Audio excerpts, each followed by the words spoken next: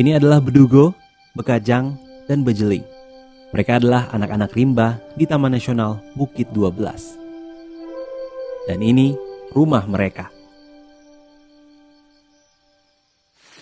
Mandi di sungai.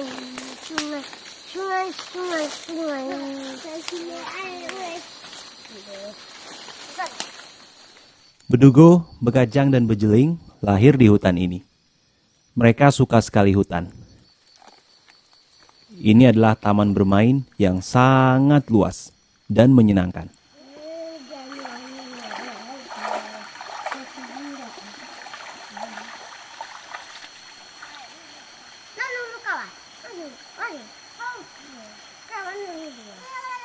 Lihat saja Bekajang dan Bejeling berayun di akar pohon dan menjeburkan diri ke sungai yang jernih dan dingin airnya. Ups, mereka bertabrakan.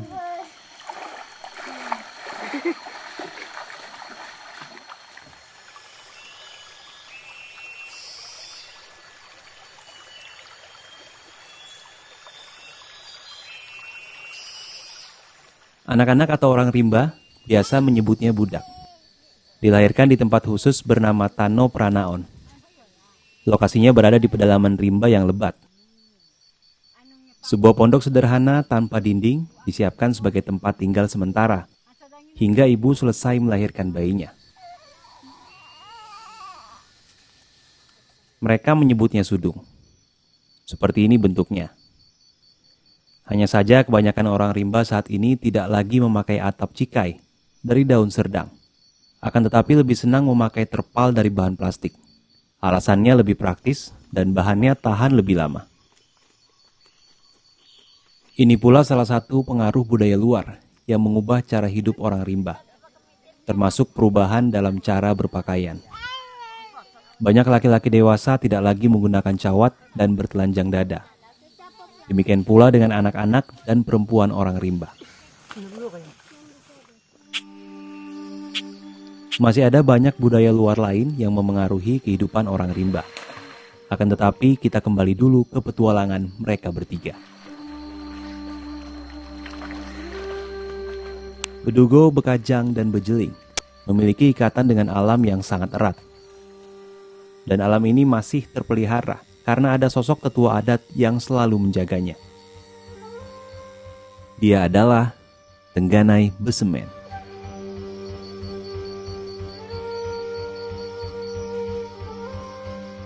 Kami orang rimba dalam Taman Nasional Bukit 12 ini harus menjunjung tinggi adat, pasti adat kami orang rimba.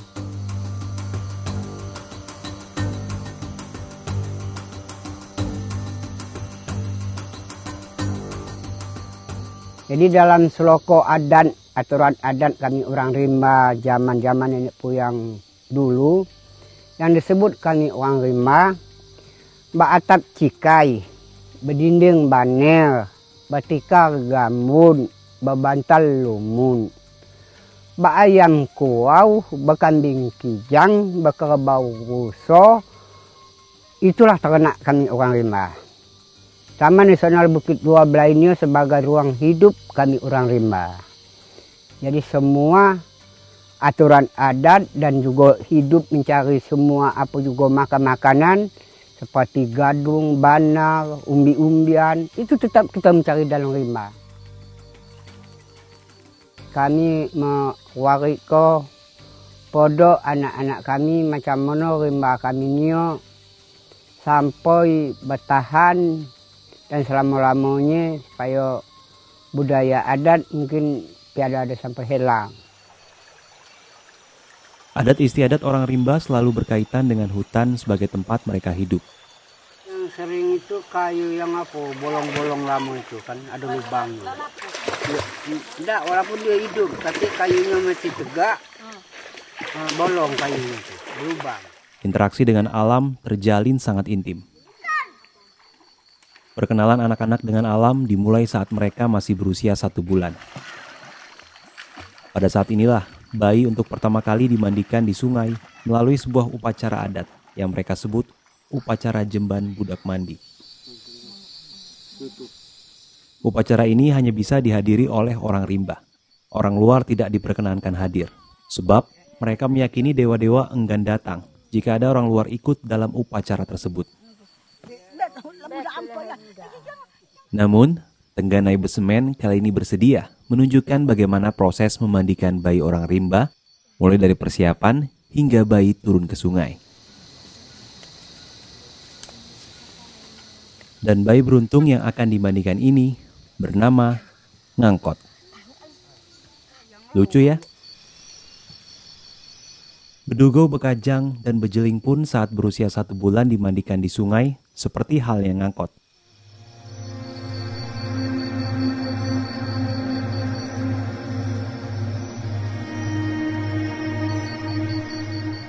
Relasi orang rimba dan alamnya juga diekspresikan pada setiap kelahiran manusia.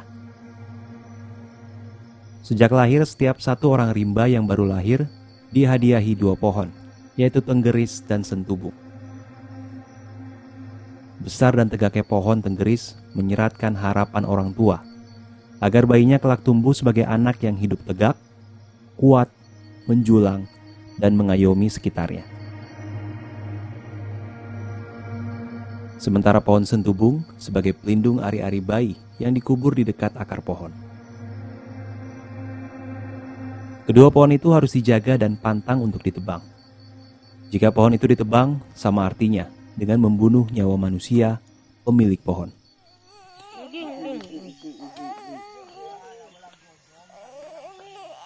Ngangkot sudah tidak memiliki ayah. Ia kini hanya tinggal bersama Nidar, ibunya atau induk, dalam sebutan orang rimba. Persiapan upacara jemban budak mandi diwakili kakeknya, Prabung, dan pamannya, Betuah. Siapa? Kami Oh, ini kan apa?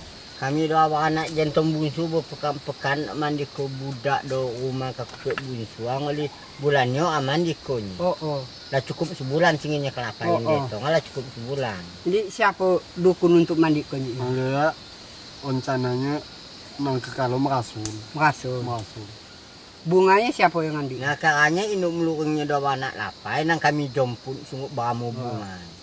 Ya tiada ada bisa apa? Tiada ada bisa helang. Oh. Mulai kekayaan adat nenek puyang Oh. kita. Jadi budak harus mandi kok berjemban Tahu. dan juga bunga harus ada. Karena ya sejak di adat nenek puyang awak seperti itu lah. Jadi rencananya membuat Ibu Sarinyo Soalnya mandi punya isu. Tahu. Wow. Oh ya pada ada bisa helang lah adat Ah. nenek puyang awak seperti itu. Ini nunggu ayah. Tahu. Upacara memandikan bayi akan berlangsung besok. Prabung dan Betuah harus menyiapkan tempat upacara adatnya hari ini. Tengganai rupanya ingin juga membantu. Mereka segera menuju lokasi yang telah dipilih oleh dukun adat.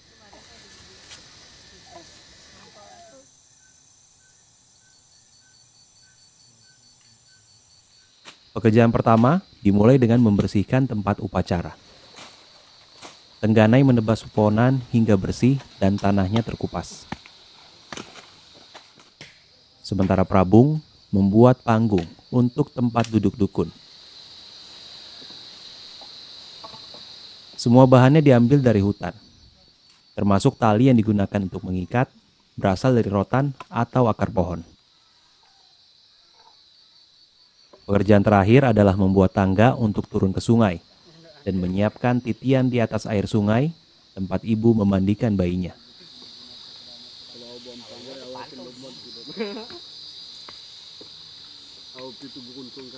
Hanya lagi dah.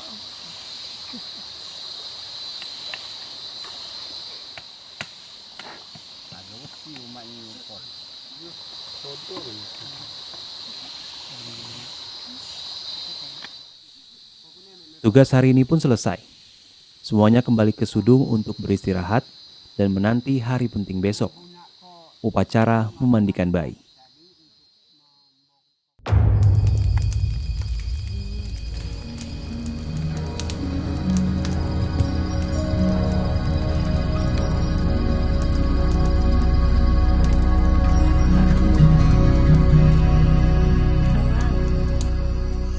Istirahat.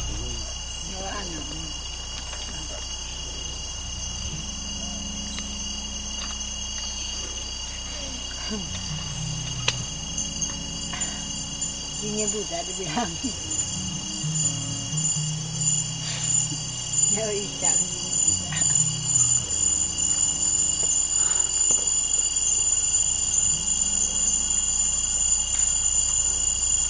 Boy mati. Coba dia jangan kuai.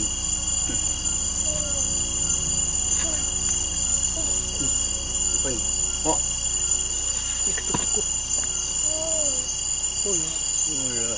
Bahulan.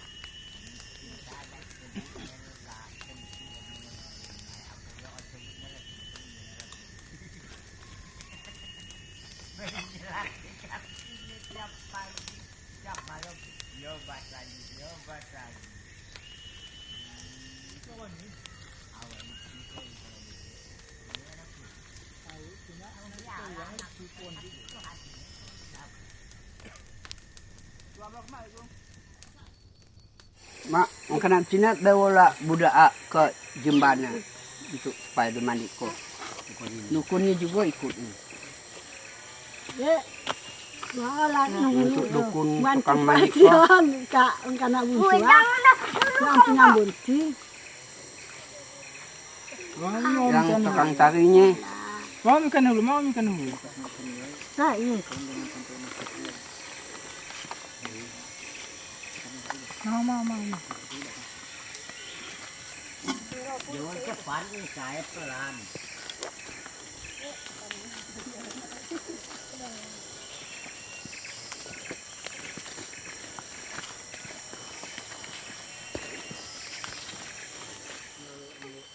Cuman jalan di Bukiun.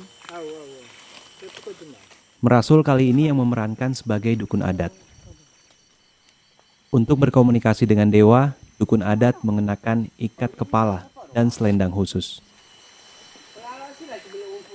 Namun ada syarat utama yang harus dipenuhi agar dewa mau datang menghadiri upacara ini, yaitu bunga. Seperti kata sloko adat nenek moyang mereka. Ada bunga, ada dewa. Tidak ada bunga, berarti tidak ada punya dewa.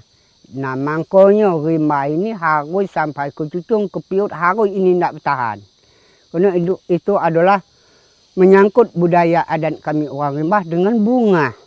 Kalau bunganya sudah hilang, ya hilanglah adat kami orang rimba.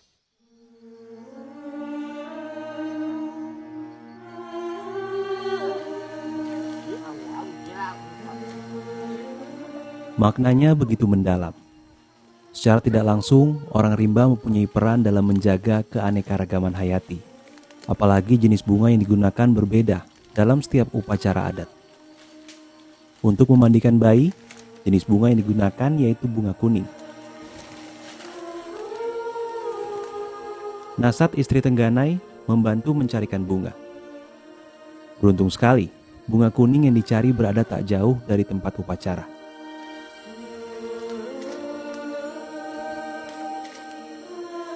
Dan ini dia bunganya.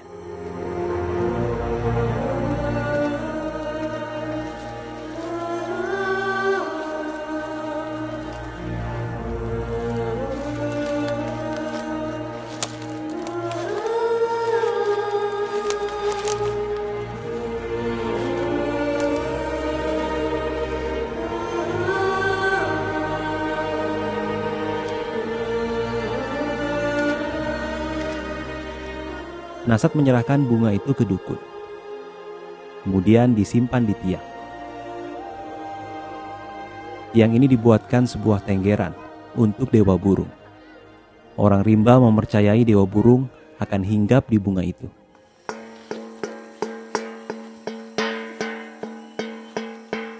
Betua sudah membunyikan tetabuhan. Pertunjukan ini menandai upacara memandikan bayi dimulai.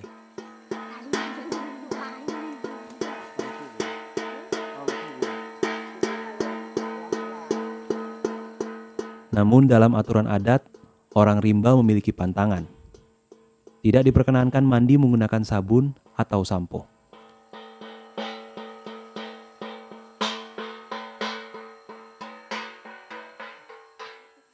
Bayi mandi ke sungai ioi, buat jemban ioi, sebenarnya supaya mandi ke sungai supaya cepat daki-daki bayi ioi anyut di sungai supaya dia subur.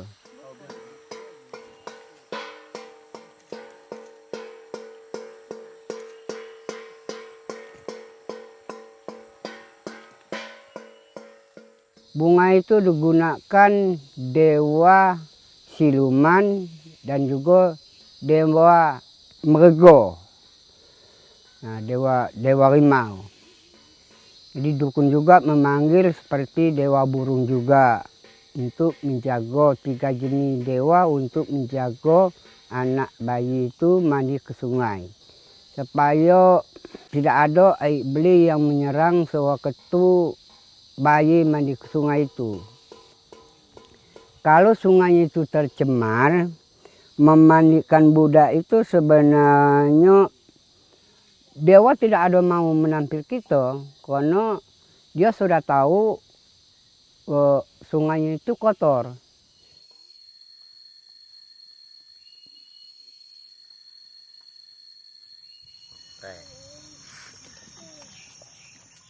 Upacara jemban budak mandi selesai.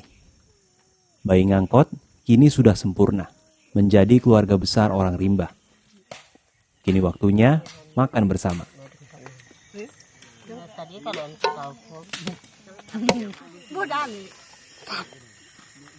Induk Nasat dan Nidar menyiapkan menu nasi dan gulai ikan.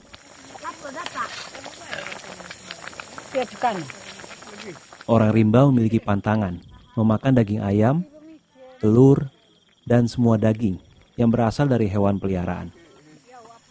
Abah-abahnya lagi habis besok. Protein hewani mereka diperoleh dari binatang yang hidup liar di alam. Untuk mendapatkannya, mereka harus berburu di hutan.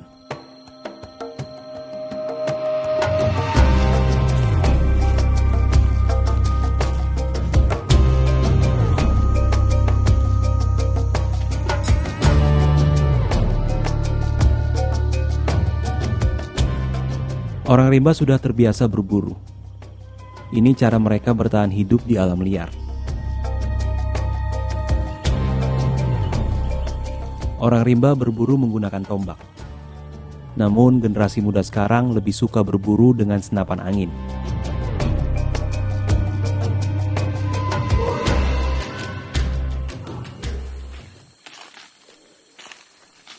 Selain itu masih ada cara lain untuk mendapatkan hewan di hutan, yaitu dengan memasang jerat. Merasul sangat ahli untuk membuat jerat. Pertama-tama, Merasul harus mencari dulu pohon antui.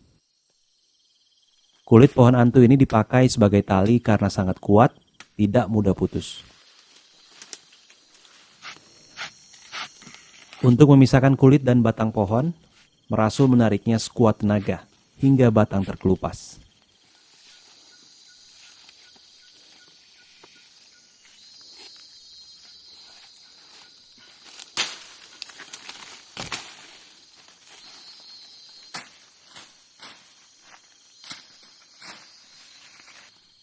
Merasul kali ini membuat jerat kaki.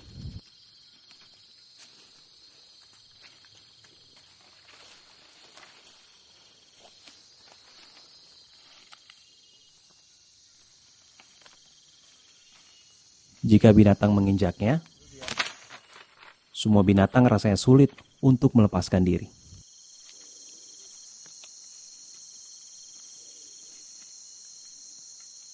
Jerat yang dibuat Merasul ukurannya terbilang kecil. Target buruannya adalah landak atau biawak. Merasul tidak membuat jerat besar untuk kijang dan kancil karena keduanya termasuk satwa dilindungi. Sementara babi hutan setahun terakhir ini kian sulit didapat karena kematian massal akibat virus African Swine Fever atau demam babi Afrika. Jerat sudah dipasang. Merasul menyerahkan semuanya pada alam. Besok, ia akan kembali untuk melihat seberapa beruntung jerat yang dipasangnya ini.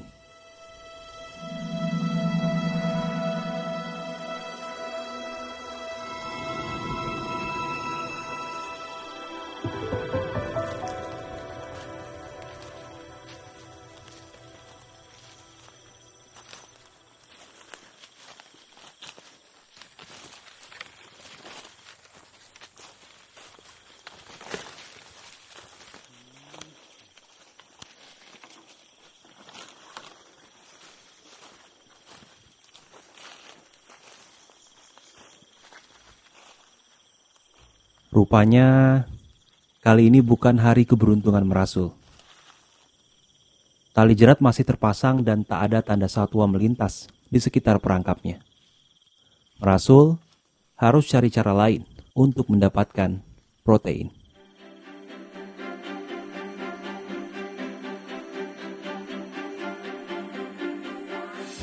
Pagi ini Tengganai mengajak Bedugo, Bekajang, dan Bejeling jalan-jalan di hutan. Tujuannya mencari tanaman obat. Tengganai ingin mengenalkan sejumlah tanaman yang bisa dijadikan obat kepada anak-anak.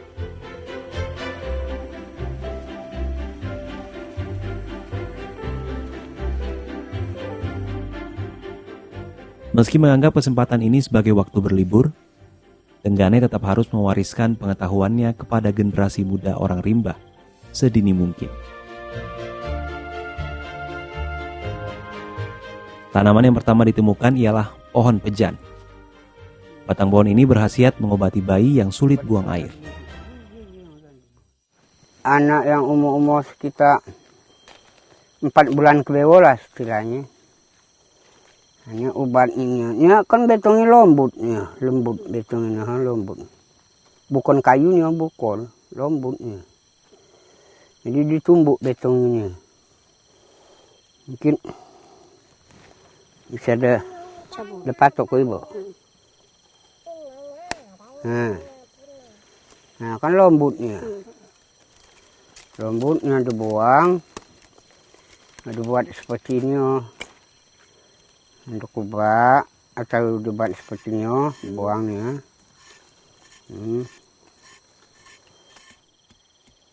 Nah ya udah biar kuda seperti ini. Baru diikat dengan koin ini, boh. Diikat dengan koin. Nah, mudah-mudahan kira-kira sejam atau 2 jam tetapnya terbinggu. Selancarnya binggu.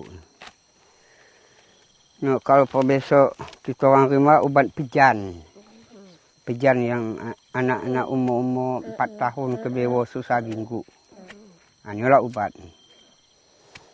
Nikah harus pahami ni segodong ni lah sudah punya buah. Inilah sudah punya buah. Jadi harus ingat nikah pada pohon wajah pohon ni seperti ni. Ni bukan kayu ni. Ni kada rumput tapi jenis wajahnya ni pas seperti kayu ibu. Tapi ni bukan kayu ni, lembut betong. Oh lembut. Tanaman kedua yang ditemukan ialah kenuan biso. Ni kalau besok kita orang rimba, ni ubat kenuan bisa. Ubat kenuan bisa. Jadi ni ada 2 macam. Ada yang agak coklat daun ini. Ada putih seperti ni. Nah, sama baik ubat kenuan bisa. Ubat kenuan bisa seperti ia. Nah, ia lagi kita berjalan. Kita menelok. Apa yang kita bertemu, ubat apa yang ada, bisa kita delok.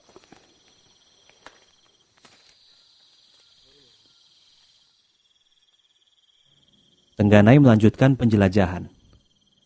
Kali ini yang dicari adalah cendawan hahati. Sesuai namanya, cendawan atau jamur ini dipercaya orang rimba untuk menyembuhkan hati atau lever.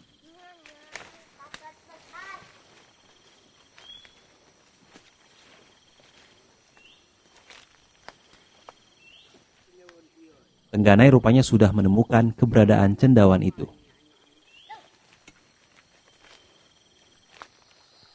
Bedugo rupanya ingin ikut memanjat. Untuk mendapatkan cendawan hahati, Tengganai harus menemukan pohon meranti. Sebab cendawan ini hidup sebagai parasit hanya di batang pohon meranti.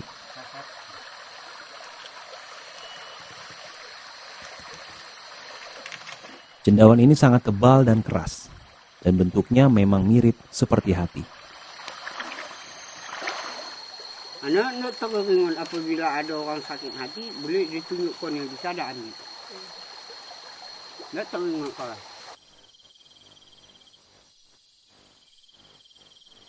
Dalam perjalanan pulang, Tengganai Besemen ingin menunjukkan tanaman obat lain, yaitu Ampedu Tanoh atau pasak bumi.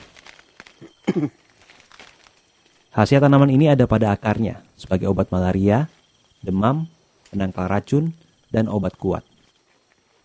Tapi Tengganai wanti-wanti kepada anak-anak. Saat melihat pohonnya, tidak diperbolehkan menyebut namanya. Jika disebut, pohon ini takkan bisa dicabut dari tanah. Ampedu Tanoh, aturan bisa dicabut ini karena kecil kayunya. Tapi karena jelai anak saya nyebut, ini Ampedu Tanoh, susah nak cabut ini. Tapi yang namanya anak-anak, Bedugo yang begitu bersemangat, spontan menyebutkan namanya. Ya, Bedugo ingin menunjukkan pada Tengganai bahwa dia tahu yang mana pohon Ampedu Tanoh. Tapi coba kita cabut upung. Ya, Bapak. Tengganai membuktikan ucapannya. Dicobanya Ampedu Tanoh dicabut dari tanah. Sekali, Sampai pas. batangnya patah.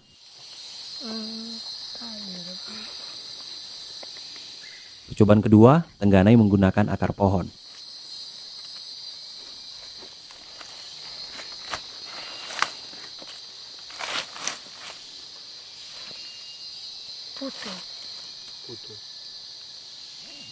Ups, akarnya patah.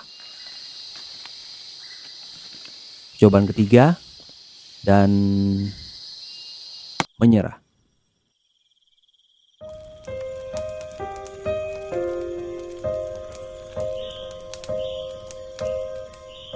Sebagai sesepuh adat orang rimba, Tengganai Besemen menghadapi situasi yang dilematis. Kemajuan teknologi membawa pengaruh yang buruk bagi anak-anak orang rimba. Apalagi jika bukan internet.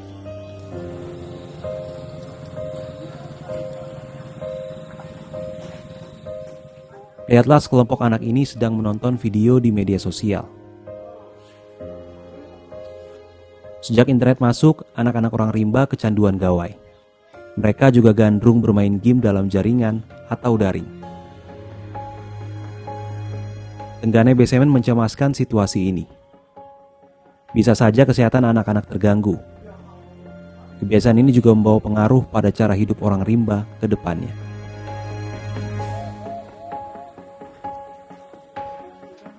Beberapa remaja mulai malu menjadi orang rimba. Tidak mau berbahasa orang rimba dan enggan mengaku sebagai orang rimba. Perubahan terjadi juga pada konsumsi mereka yang menyukai barang-barang dari luar. Itu juga menjadi tantangan juga terutama bagi anak-anak muda untuk bagaimana budaya lama dikaitkan dengan seperti ini. Sebagai contoh lah, kalau kita baca nama-nama orang di Terap, semua pasti kita tahu, oh ini nama rimba, nama orang rimba gitu ya. Tapi saat kita membaca nama-nama orang sekarang ini, terutama mungkin yang di daerah yang tidak ada hutan, itu namanya pasti sudah berbeda sama dengan nama umum. Karena malu dia dengan nama identitas dia yang lama itu gitu. Akan tetapi ada persoalan lain yang lebih besar. Ini.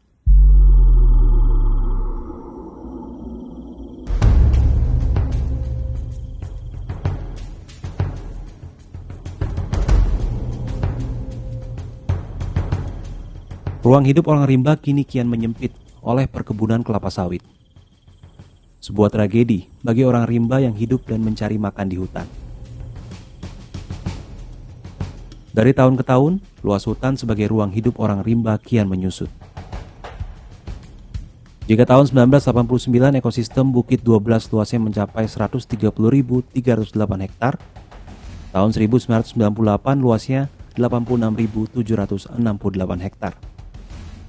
Tahun 2000 berkurang menjadi 80.678 hektar. Dan di tahun 2008, penyusutan luas lahan kembali terjadi menjadi 60.483 hektar. Tahun 2015, pembukaan lahan kian merangsek kawasan Taman Nasional. Luas TNBD pun berkurang menjadi 54.027 hektar. Pada 2019, luas ekosistem Bukit 12 kembali menciut menjadi 48.305 hektar, dan terakhir pada 2021 tersisa 48.796 hektar.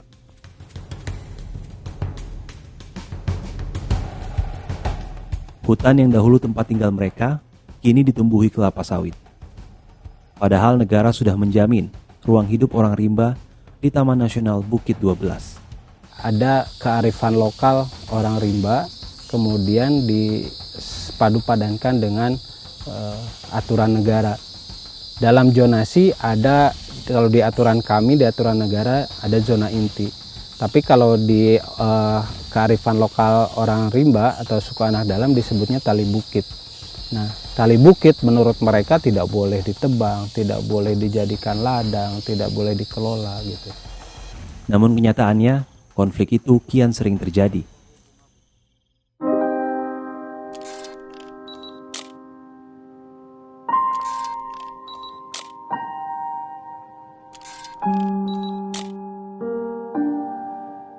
Lihatlah yang terjadi pada Besayung, Besile, dan Ngeleta November 2021 lalu. Ketiganya dibuai karena cekcok dengan pengelola kebun sawit. Peristiwa kembali terulang pada 2016, saat orang rimba ditusuk dan dikeroyok saat diusir dari lahan perkebunan sawit. Konflik ini akan terus berulang, karena akses memperoleh makan sebagai hak dasar manusia kian terbatas. Yang memilukan, mereka mengais makanan di tempat sampah. Ini dialami Tumenggung Kitab, ketua adat orang rimba yang memungut sampah sisa makanan di Simpang Margoyoso, Kabupaten Merangin, Jambi. Mereka tidak memiliki budaya baru untuk bisa beradaptasi di kehidupan seperti kita ini. Mereka melihat sebutlah dunia luar begitu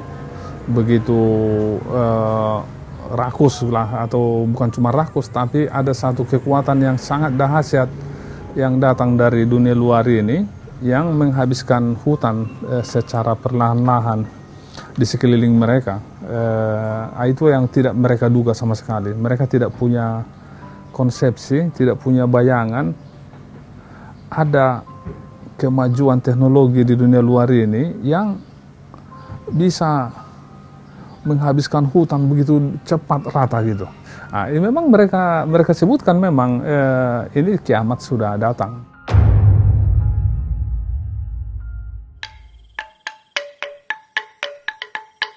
Nasib Bedugo, Bekajang, dan Bejeling menjadi teka-teki. Apa yang terjadi dengan ratusan anak-anak orang rimba ke depan jika yang mereka lihat setiap hari, kerusakan dan kekerasan?